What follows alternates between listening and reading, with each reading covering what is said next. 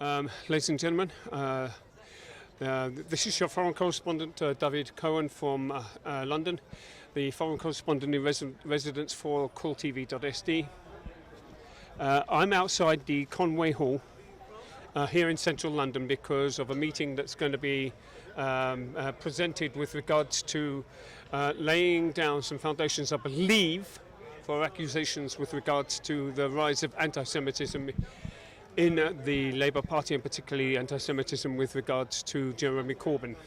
This hall, by the way, is the Conway Hall, and it is actually interesting. It says it's the Ethical Society Conway Hall, the Humanist Library and Archives. Now, if you don't know humanism is an interesting notion. It was put together around about the turn of the century and was ushered in as a direct result and on the back of the United Nations, which was essentially underpinned by the International Charter on Human Rights. Humanism, by the way, some of its major members, which are well known, as Mark Twain was a humanist, some of the presidents were humanists. Well, this is a humanist place. So we have here a humanist place, and we are now going to be dealing with. Now, I've been told, unfortunately, for my for the work I do, that press are not going to be allowed in. So what I'm going to be doing is I'm just going to be filming outside, trying to sequester some interviews on behalf of some people who have come here, who are parading with the Israeli flag for obvious reasons. Okay, so so what we do is I think that this meeting is going to go on from 1900 hours, 7 o'clock for those people that don't do military time. And it's going to go on until 1920 and 21:30, so 2.5 hours. This meeting is going to be held in this hall, and I'm not allowed in, even though I got a press pass that says I can't come in. So it's going to be kind of interesting that I'm going to see if I can pull up some people to find out what their take is on press exclusion for recording and reporting this event. We'll see. Here in central London because of a meeting that's going to be presented with regards to laying down some foundations, I believe, for accusations with regards to the rise of anti-Semitism in the Labour Party, and particularly anti-Semitism with regards to Jeremy Corbyn. This hall, by the way, is the Conway Hall, and it is actually interesting. It says it's the Ethical Society Conway Hall, the Humanist Library and Archives. Now, if you don't know humanism is an interesting notion. It was put together around about the turn of the century and was ushered in as a direct result and on the back of the United Nations, which was essentially underpinned by the International Charter on Human Rights. Humanism, by the way, some of its major members, which are well known, as Mark Twain was a humanist, some of the presidents were humanists. Well, this is a humanist place. So we have here a humanist place, and we are now going to be dealing with. Now, I've been told, unfortunately, for my for the work I do, that press are not going to be allowed in. So what I'm going to be doing is I'm just going to be filming outside, trying to sequester some interviews on behalf of some people who have come here, who are parading with the Israeli flag for obvious reasons. Okay, so so what we do is I think that this meeting is going to go on from 1900 hours, 7 o'clock for those people that don't do military time. And it's going to go on until 1920 and 21:30, so 2.5 hours. This meeting is going to be held in this hall, and I'm not allowed in, even though I got a press pass that says I can't come in. So it's going to be kind of interesting that I'm going to see if I can pull up some people to find out what their take is on press exclusion for recording and reporting this event. We'll see.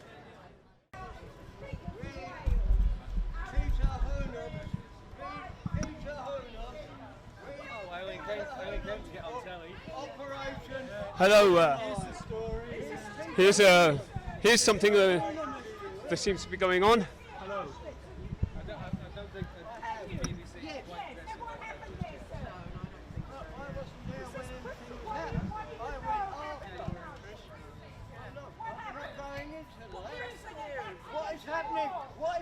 today in Palestine, in Gaza.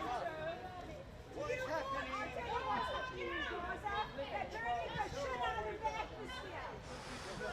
Don't forget, check out the USS. Me? Yeah, Preston says. Where are you from? I'm from this country. No. What are you not BBC, are you? No. I'm a foreign correspondent in residence for CoolTv-se based out of Sweden.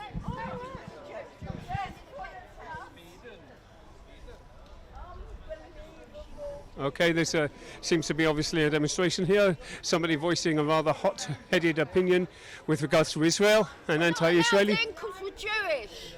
I'm not allowed in because I'm oppressed. Hello, Hello, where are you from? I'm the foreign correspondent in residence for CoolTv-se based out of Sweden. What's CoolTV? I've never heard of it. No, because it's a small-time TV station operating out of Sweden. Out of Sweden? Yes. And you want to talk to us? I'd love to talk to you. You want to know? Well, first of all, let's have you interview. Okay. Right, if you want to step back a bit so I can get a decent camera angle. And okay, would you like to state your name and express the reason why you are here for those in Sweden?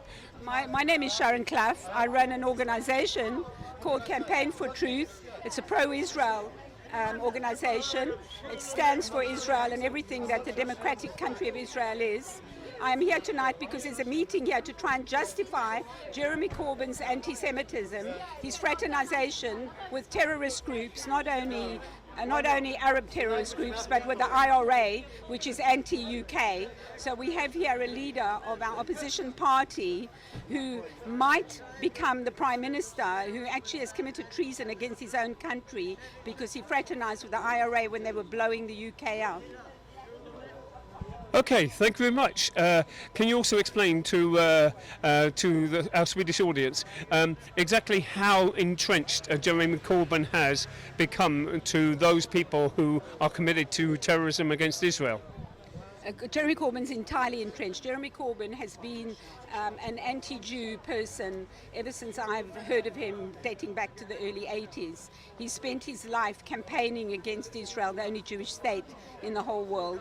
And interestingly, he doesn't campaign against Muslim Israelis. He only campaigns against Jewish Israelis. For instance, he welcomed Raed Salah to the House of Commons. Raed Salah, as you may or may not know, is the head of Hamas in Israel, that apartheid country where an Arab is the head of a terrorist organization called Hamas, lives in Israel and is allowed to live there freely in that democracy, whilst Hamas of Gaza is busy bombing Israel, burning tires, killing off the wildlife, killing off the farms, killing off the children, and Israelis are living in air raid shelters. That's what they're trying to tell you here in this queue, that Israel is an apartheid state, while Raed Salah lives there freely as an anti-Israel activist. Thank you very much. Unfortunately, I'm not going to be allowed to go in.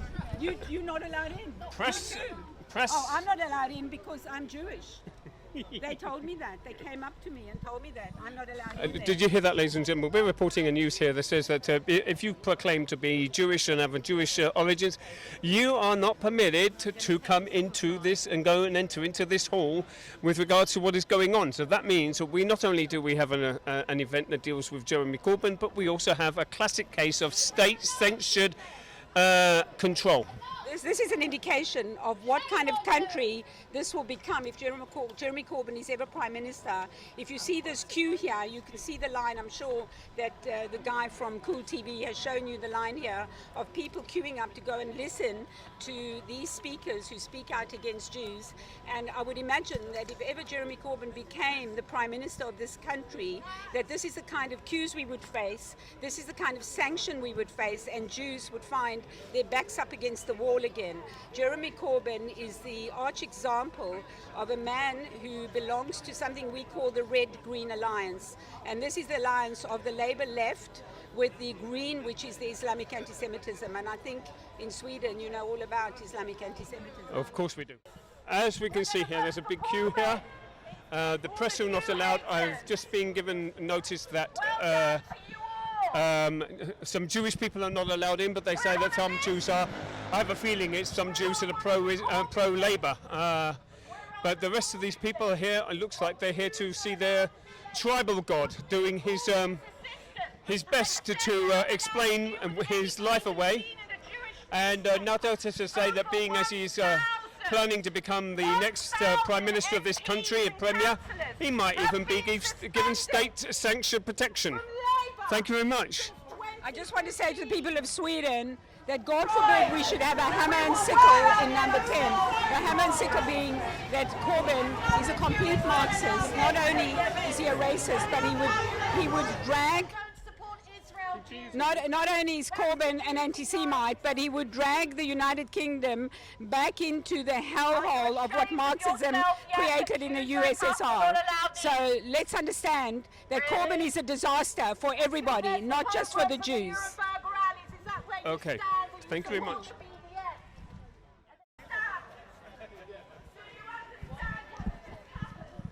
As you can see, we're dealing with very, very hot emotions right now. And I think this is going to continue throughout the meeting.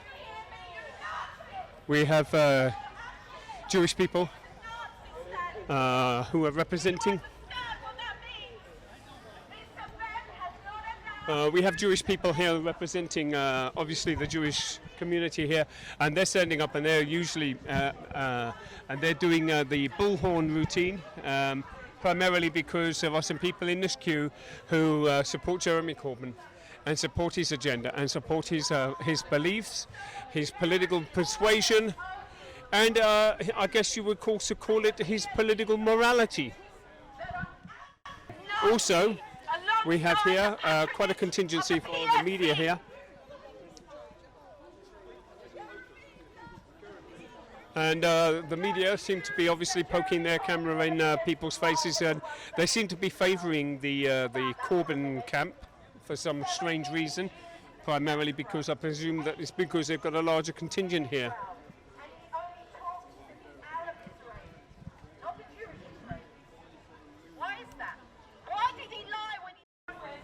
Okay, if you would like to just essentially just introduce yourself and tell our audience in Sweden exactly what it is you're here for and why you are attending this particular event.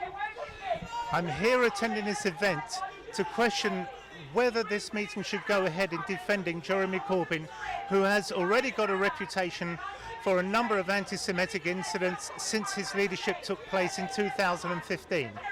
I am a known person in this area of debate which is anti-Corbyn and pro-Zionist. As a result of this, I have already gone into the meeting only to be told that I will not be allowed to stay in the meeting, which is why I'm outside now speaking to you, the public in Sweden. Okay, thank you very much. Thank you. That's all we need. Okay, now, would you like to just present what has been presented to you in front of the camera so that those people in Sweden can see the kind of hatred in the form of an iconoclastic image that's been presented on this magazine? This is the material that was handed to me by a man in the queue, and you can see that it's a Magen David with a swastika in the middle of it. And when he saw that I was filming it to show people what kind of stuff is going on inside this meeting, he stood on my foot, he grabbed me, he tussled with me, he assaulted me, and he tried to grab it back from me. These are the kind of people that we're battling with here in the UK at the moment. Okay, thank you very much. Is there anything else you wish to add to that? I'm feeling very shaken because that man assaulted me and nobody would arrest him, but I do have him on camera, and I'm hoping that the police will pick him off the street and never allow him to do what he did to a woman ever again. Okay, well this is obviously a strange turn of events and a rather nasty turn of events on an event that's supposed to be a peaceful demonstration has turned out to be a demonstration in which this particular woman has been somewhat assaulted and molested. Again, we are talking about the rise of anti-Semitism and also the imperialistic mentality that goes behind it. But thank you very much.